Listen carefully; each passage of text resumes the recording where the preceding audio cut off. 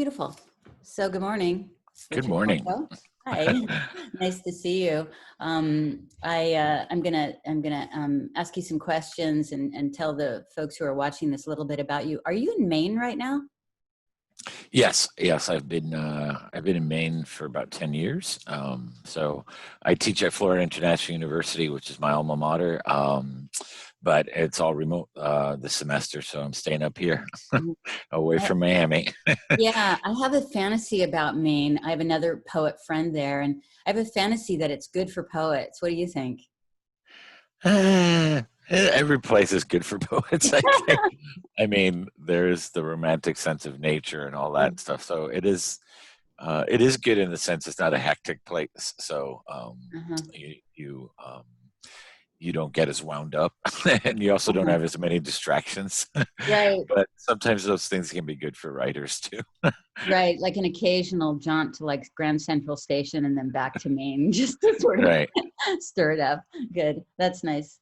Great, well, thank you. I really appreciate you coming to us. I'm just gonna, as I said to you a minute ago, I'm gonna give a little hackneyed sort of introduction to you. There's so much to say, but I just sort of picked some things, which is, and you can correct me if I'm wrong, but you know, your parents are Cuban. They emigrated to the United States. You were raised in Miami, where you grew up and you were educated. There's in your work, as I've been reading your work, there's a strong sense of family and community and identity, and that seems to be, populated in your work. And I want to talk to you about that. Um, Stop me if you feel like Yep, saying something. that's right. Yeah. You worked as a civil engineer, which I love, and we were just sort of joking, like, engineering and poetry. What a beautiful marriage. We should definitely, the new president should definitely, bring on the spirit of that, bring poetry into everything. Poetic politicians. We need some poetry politicians. What do you think? Yeah. Yeah, we need that There too. are some out there. Not in America. It's not going to happen anytime soon, but Yeah. certainly is a rich tradition in Latin America and pretty Yeah, much the rest that's of the right. world. That's right. That's right. I love that. You've written a lot of poetry. You've published a lot of books. Your first book was published in 1998. You've been given many awards. You were on Krista Tippett. How beautiful was that? Really That's great. gorgeous. Yeah, lovely. And then, of course, Barack Obama, asked you in 2012 to serve as the fifth presidential inaugural poet, which must have been quite an experience. Yeah. You Life changing in life so many changing. ways. And you wrote the poem One Today for his inauguration ceremony in 2013. What kind of interesting, beautiful opportunity pressure was that? It was, in some ways, it was a very different poem. In some ways, it was the same poem I've been writing all my life. Yeah. As they say, every poet's writing one poem all their lives, which means there's kind of a central obsession or something just really Hmm. an unanswerable question we're always asking and exploring. And for me, that's always the question of home Hmm. and my place in America. And so I remember my very first creative writing assignment in graduate school was write a poem about America. So I felt like telling the president, "Don't worry, I got this. I've been writing this for a long time." So in a way, the poem was very much in line with something that I had that's been the subject of my work for a while. But of course, now it had to include that question in a broader context, not just Hmm. my own sort of autobiographical uh, quest for home and identity and belonging, but rather what does that question mean to us as a country? Hmm. And that's really beautiful. And the way that I've always come to understand personal writing, whether it be in nonfiction or in poetry, is that we use the details of our personal experience to crack open the universal. And that's always a tricky, interesting thing to do. Yep, I mean it's an irony at the heart of poetry. I guess at the heart of much art is that, um, Mhm. as I think Robert Frost said something to the effect of the universals in the particular. Mhm. But it's a little trickier than that. I think, or I should say, not trickier, but there's more dimensions to that. I think part of why we come to writing is because we're so impassioned, confused, um, emotional about something, we get into the art of it, Right. and then the art, ironically, it becomes a way of transcending that very thing that we came to the page with. And I think that's where it becomes universal. It's like when you go through the process. So it's not, it's not necessarily, you can write journals or whatnot, but once you have the discipline of art, the art starts reshaping your thinking and processing something different and new. And so I think that's what the reader also discovers alongside the poem. So, well, it's at once very particular. It's also that's what makes it universal. Is that is that transcendence in a way. And that it's funny, like that's one of my later questions in this interview. So I'm going to jump into it right now because we've said it. And that is often, writers often feel, beginning writers especially often feel like they're circling the drain with their feelings and their the moment and the things that are sort of moving through them. And they never get that transcendence. They haven't been able to move into the next step of that, which is the sort of rippling of the larger pond or what it might mean in a larger way. What do you tell your students when they are sort of mired in the experience and trapped like that? Yeah, I mean, I think there's part of it is to recognize that you are a writer. That you're writing, right? We could sit and admire in our feelings all day and sit outside and not lift a pen. That we come to the page for a reason, that the discipline of art, and that your first and foremost call is to produce something beautiful, something amazing in the world to share with others. And that sets a different kind of expectation in yourself. And so part of that is paying attention to the discipline of the art. So let me give you an analogy. That I always use with my students. You can go to a party, have a couple of shots of tequila, and dance, and get down on your knees and and have a great time, and that's fun. But there's a difference between that and committing your life to being a ballet dancer and waking up every day at 5 a.m. and rehearsing for 3 hours before you even start your day. That's the difference between sort of just I'm just going to write, or, just going to do it, whatever. And then really, really committing yourself to discipline. And that, that involves a whole other commitment that gets us to a different place. So I always say your first charge is just to really, how you get around that mire is that you want to write a really good poem.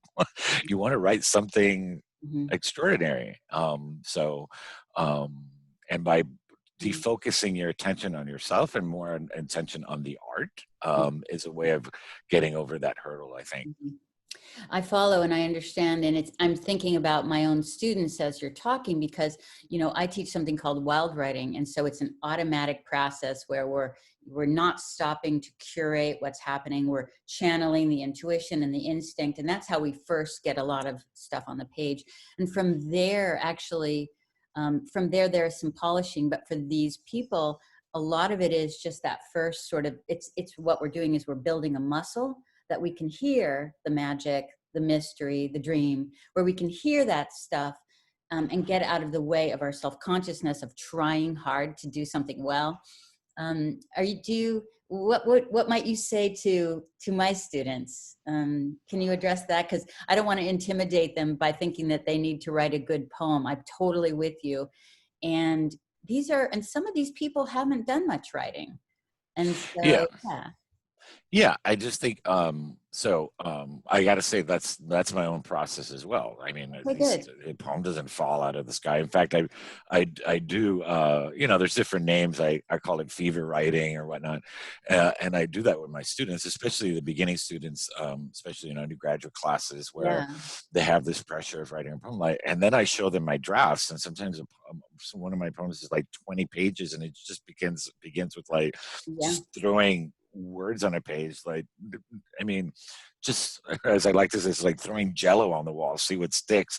And then slowly that process, and sometimes they like to call it writer's block. I'm like, that's just part of the process, that you don't know what to write. But it's emptying the mind of the expected language, the cliche, the go-to feeling, because you usually come into a poem with something with a sort of a symptomatic emotion, but really there's deeper layers of that. Mm-hmm. And until you write through that and write through that, and then I always look in the autumn, in the fever writing or the wild writing, where's the heat? Where's that moment where you're like, oh crap, I just realized something, Right, and there's the poem, right? Or at right, least now right. you can start thinking about there's Yeah. something else just being discovered, that isn't the expected. And I always say that, like, also the other danger I see with writers is sometimes they're much more philosophical, Hmm. and there's the idea poem. Yeah, like a theory or a preachy almost. Right, and that's also sort Mm-hmm. of, you got to write through that. You got to be able to put Mm-hmm. the art, the poem, the be open, Mm-hmm. to let that go. Because if you force the idea, or stick, just like if you force or stick to an emotion, Yeah, cling to it too bad, the poem doesn't open up, doesn't it's flat. discover. The writing itself doesn't discover. Right? And it feels like, as I listen to you, I'm glad that this is your process. I like fever writing, and that you have to be willing to be. I tell my students to get comfortable being uncomfortable for a long time. And you Yeah. may write pages and pages, and then you finally, page 6 or page 3 or whatever, you've got something, this tiny little thing that you've stumbled on because abandon hope, all ye who enter here, and you stumbled on it, and there it is. And it doesn't just fall out of the sky. There it is. You took a journey to get there. And I think that humility is really beautiful. Um, so I Oh love yeah. that's your process as well. Yeah. Yes, writing will certainly humble you, and it's the same process. I mean, um, when I begin a poem, it's still the same process. It's not. I mean, I guess the only thing I've learned is, not the only thing, but one Yeah, of the biggest things I could say with more confidence that I've learned is that I just know when I'm going south, when I'm going bad sooner, but not that I right. know exactly what I'm going to write about. I just thought, no, that's not it. No, that's not it. No, Right. that much has taught me. Yeah. You were talking about like that moment where you hit something and you're like, oh, that. For me, it's always, I can tell, like, if I'm tired or bored or I don't give a crap about something, I try to move into kind of even a line on the side, like, here are a few things I won't be writing about. Here are 10 things I won't be writing about. Or ask myself on the page, not necessarily in the piece, but sometimes in the piece, what am I afraid to write about? Then I start writing about that stuff and I'm like, oh boy, here we go. So for me, it's always the edge, and that's where the trouble is. And I try to angle toward the trouble because there's a lot of energy there and it's exciting and scary. Yeah. I think that's a very, I mean, I love all these ideas of creative process and theories. I read quite a bit on that, or have read rather. But I always, to me, it's, I feel like, we have this sea of subconscious imprints all our life from the minute we're born, right? And all we're doing by writing is sort of like fishing. Our words become like fishing lines that we're trying to hook up something from that subconscious that we Totally. finally find conscious language for. Right. And that's the heat. That's the moment we're like, because I mean, one of the things I keep on writing is that keeps me addicted to writing poetry is because I discover something new every time I sit down. Otherwise, who would Mhm. want to do it? Right. Who would want to? If you can always have a perfect game, a perfect dance, or a perfect recital, why would you do it? Right? It's always the constant, challenging and finding a new move, a new discovery, a new play, Yeah. and like that. It's much like most human endeavor. I mean, Um, are we ever the perfect parent? What keeps us in there is like that, and then finally we have a good day, but we'll have bad days, but we learn something, and right. we move on and we build on that. And that whole process also, poetry is so analogous to music in so many ways. But I always feel like I'm just plucking, strings and trying to find or tune a guitar, and then I finally hit that one note, and like Mm-hmm. I actually hear that poetic voice that's me and not me at the same time. It's the more important voice, and then I can feel like I can start to play, Mm-hmm. or I can commit myself to the song, to the poem. I can Mm-hmm. start committing more and more to what's happening in the poem. Mm-hmm. To get back to the inaugural poem, I had the same block, and one of the Mm-hmm. blocks was I wasn't asking that dangerous question that you're saying, Mm-hmm. and the question really was, do I even love this country? Mm-hmm. Do Wow. does this country love me back? Uh-huh. do I belong here? Right. Am I really an American? And I wasn't asking those questions. And actually, the poem became a response to that question that I realized millions and millions of people have in America, right? Of feeling not part of the American narrative. And it was done in a gentle way, but that was, in essence, where I wasn't going. And then finally, when I went there, the poem opened up. I see that. That's where the poem opened up. Exactly. It's like you have to be willing to sort of, you think you're done. It's a nice poem. I've written this homage to America, but wait, there's more. I hear more. You have to be willing to keep going. And I can get why that was a dangerous place to go, because here you were invited to be part of America, and yet you wondered, and Yeah. would that be appreciated too? But then you realized, hey, Yeah, it had to be handled very delicately, but it's in there. And yeah.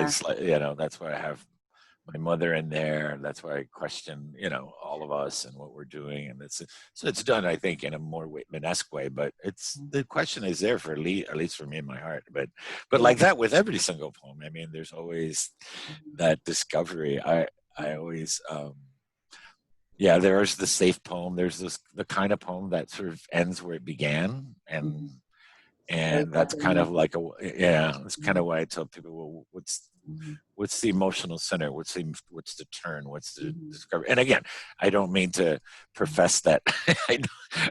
I mean, it all starts with scribble scrabble. That's the only way it can start. Yeah. Right, and it's not one route. There's not one route. There is one thing though, which is the humility of coming to the practice. And the humility of pushing yourself toward a little bit of danger, a little bit of asking that question. And also what I say a lot of is, like dropping the facade of who we think we need to be in order to enter the tribe. And, if we can drop the facade and we can actually show up like a human being with real questions, and I think we're more successful and we're a little more naked. And then there's some grist there. Yeah. Yeah. And that's what the reader also connects to. That's what that's that comic, because we've all that vulnerability, right? Like that you see on the page is something that the readers, other human beings connect with, because of course they're human beings just like us, right? So we're just holding up a way in a mirror to them as well. That's right. That's beautiful. And especially now, especially in these times, I just don't feel like I have the bandwidth for my own neurotic shenanigans or the neurotic shenanigans of others, which is to say, I only want to share and be in conversations that I feel are vital. And by vital, I just mean real. I just mean real. I don't mean more important than others. I just mean, let's not just populate the world with more noise and more words on a page.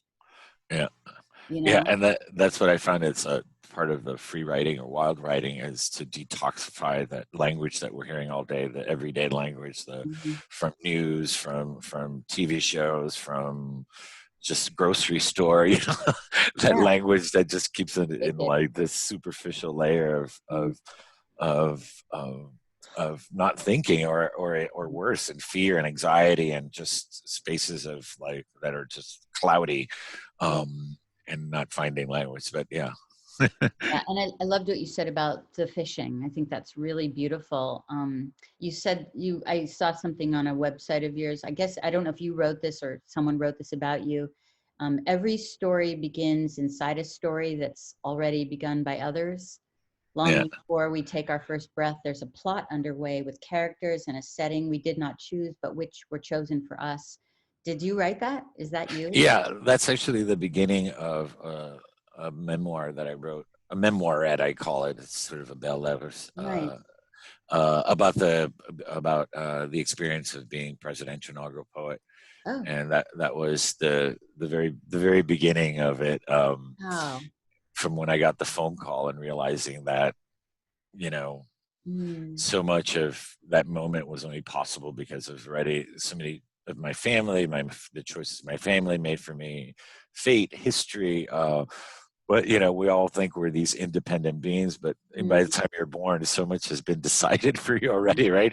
So much has been fated for you. I always think if my parents would have never left Cuba, Right. they had never decided to do that, who would I be, or Right. would I even be a poet? I'm not sure, or what kind of poet. So Right.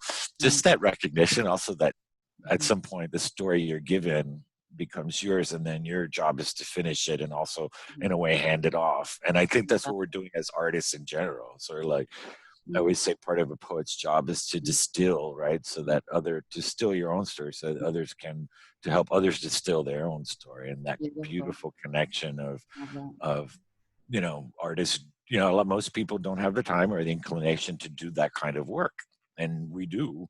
Mhm. We're called to do that kind of work, and it's not just for ourselves. I think it's also um, Mhm. it's for others, in the same way that a doctor might do it in a different way, right? Or Mhm. we do things essentially in some ways in service to others, Mhm. in some way that's very fulfilling, and I think that's part of the act of being an artist. Mhm. Beautiful. And I feel like I have so many questions that I could ask on that. But I'm going to just be mindful of our time. And I want to ask a question. Do you know the poet Rosemary Watola Trommer? The No. lovely poet in Colorado. And I was talking to her, and she said that we were talking about these times. We're in the big unknown.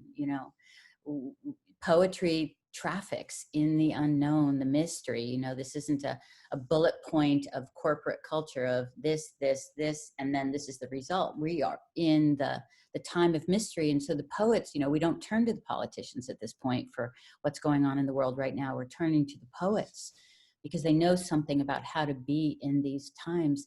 And do you feel that kind of, I'm not going to use the word obligation, but do you feel the call to address these times in your work as you move around, and we're in this with you? What do you think? um, yeah, I mean, I think poets, it's really interesting because I think it seems like we're just starting to write about some of this stuff, but like poets have been already, they're kind of the arts in general. I don't want to just give it up to poets, but Yeah, artists in general are thinking about things when nobody else is even thinking about it. So by the time something happens, we're kind of already have predicted some elements of that. In right. fact, my most recent book, How to Love a Country, which deals with many of those social political issues historically and present day, you would have think I would have written it after 2016, and actually I started writing that book in 2014 or Mhm. 2013. Right. So we always sort of have that kind of mindfulness that's always sort of, and I always say when poets, when things seem good, we're always looking at what's not right. When things are really bad, we're always looking at the how to get through it, right? So like I think our job now is to how to envision a way out of this, how to Mhm. stay Mhm. balanced, so that, Mhm. and believe in and hope that there's something greater at the end of this, Mhm. Mhm. and not just get mired in Mhm. what is so overwhelming, with so many changes, so much chaos, so much um Mhm. that was my COVID poem, which that was the hard thing. I Yeah. It was a hard thing to write because it's Mhm. also something that's not past. So you're not Right. dealing with the aftermath. You're in it, in the You're in. mire. Yeah. So I just thought, well, Love that. let me envision the future. Let me Right. talk about the hope. But I think every poet though has a different calling in different ways Mhm. and approaches Right. things differently. Mhm. I was much more of an autobiographical and Mhm. poet, or autobiographically centered. And yes, the universals in the particular. Mhm. But like every poet, I've also evolved. The inauguration changed my own personal aesthetic, not changed, added to, I should say. Mhm. I Mhm. started thinking about the role of the civic role of the poet, the Mhm. role of the Mhm. poet in public discourse. Started looking back at my Latin American roots, how Mhm. poets and writers are such a rich history Mhm. of the very fabric of a country, Mhm. right? Politically and Mhm. socio-economically and all the rest. Mhm. And so I sort of stepped up a little, and I wrote a book that was very different for me. And yet it's still about home, right? It's still about identity, but Mhm. it took on this larger, talking about, you know, Boston Marathon bombings, about race, which I had never really written about Yeah. directly. I hadn't given myself permission to write about it. Much more the voice of the we, the collective we, as well as the more personal poems that are still looking at very big issues through personal experience. But yeah, I think poets are always looking for that kind of material. Some do it in much louder ways, some do it in much quieter ways, or I should say quieter but just as powerful ways. But yeah, we're always constantly investigating life, and yeah. Yeah, good. You keep doing it, keep fishing, keep doing that. What was the name of the you called it a memoirette? Is that what you called Yeah, it? What was it? yeah. It's called For All of Us, One Today, Okay. an inaugural poet's journey. Sounds wonderful. That's great. I appreciate your time so much. I'm going to ask you to read a poem of your own choice. And you can set it up for us, whatever you want to say, and then read it to us. I'd love that. Sure. This is I'm going to read Looking for the Gulf Motel, which is the title poem of the book Looking for the Gulf Motel. And I want to share it more than I thought I wanted to share, but I especially share it now because of the processing that went to this poem. So the story goes, I moved back to Miami after being away for a few years. And of course, I miss Miami terribly. I thought I was going to just jump into the same time and space and psychology that I left. And of course, everything had changed, right? And I had changed too. And anyway, I went to visit Marco Island, which is a place that I used to go since my childhood into my 20s. And I hadn't been there in about 20, 25 years. And I thought, again, nothing had changed. My memories don't change. So why should this place change? Right. And it was, of course, changed, like overdeveloped. And I went home and I wrote this poem, this first draft of the poem that was absolutely an idea poem, right? It was stuck on my being angry, and it was just like, how dare they, and like horrible. It was like spitting all over the place. It was vile. Had to get that out. Yeah, it was just like, my partner said, this is like one of the worst poems you've ever written. And I'm like, no, it's not. It says exactly what I wanted to say. And I caught myself saying that. I'm like, oh God. So to me, like 3 months was just fiddling with it, throwing it away, tearing it up, writing it again, till I let go of it completely and kept one line from the poem, just one line, threw everything else away and said, go. This is what I don't know where it's going, but this is it. This is the heat. Figure this one out from this line. And it's the very first poem in the line. And that a line that repeats became a refrain. Such a good line. And became the sort of thematic thread for the whole book, actually. A poem that I, spent months just banging my head against the wall. Looking for the Gulf Motel, Marco Island, Florida. There should be nothing here I don't remember. The Gulf Motel with mermaid lampposts and ship's wheel in the lobby should still be rising out of the sand like a cake decoration. My brother and I should still be pretending we don't know our parents, embarrassing us as they roll the luggage cart past the front desk, loaded with our scruffy suitcases, 24 loaves of Cuban bread, brown bags bulging with enough mangoes to last the entire week, our espresso pot, the pressure cooker, and a pork roast reeking garlic through the marble lobby. All because we can't afford to eat out, not even on vacation.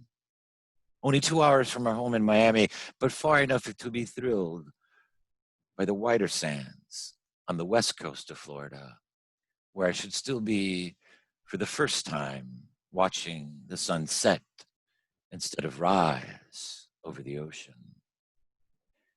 There should be nothing here I don't remember. My mother should still be in the kitchenette of the Gulf Motel, her daisy sandals from Kmart still squeaking across the linoleum, still gorgeous in her teal swimsuit and amber earrings, stirring a pot of arroz con pollo, adding sprinkles of onion powder and dollops of tomato sauce. My father should still be in a terry cloth jacket, smoking, clinking a glass of amber whiskey in the sunset at the Gulf Motel, watching us dive into the pool, 2 sons he'll never see grow into men who will be proud of him. There should be nothing here I don't remember. My brother and I should still be playing parcheesi.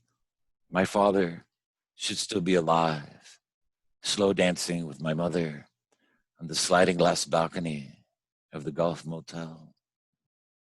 No music, only the waves keeping time. A song only their minds hear 10,000 nights back to their life in Cuba. My mother's face should still be resting against his bare chest, like the moon resting on the sea and the stars. The stars should still be turning around them.